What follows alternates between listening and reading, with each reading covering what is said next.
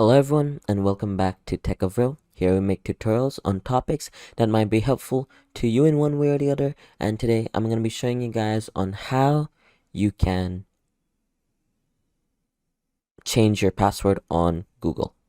So first and foremost, you just want to go to your Manage Google account. Once inside Manage Google account, you can just go to Security. Then click on Password, and then you can change your password to whatever you like. But first it's going to verify, so you want to put in your original password. So after you put in your initial password, you just want to put in a new password. So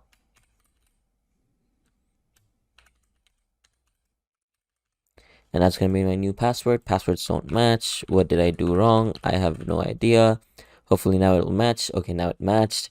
And yeah, that's about it. And that's how I just changed my Google password. So I hope you guys found this video helpful. If you did, please drop a like. And if you want to see more videos like this in the future, don't forget to hit that subscribe button as well as that notification bell. Thank you so much for watching. Bye-bye.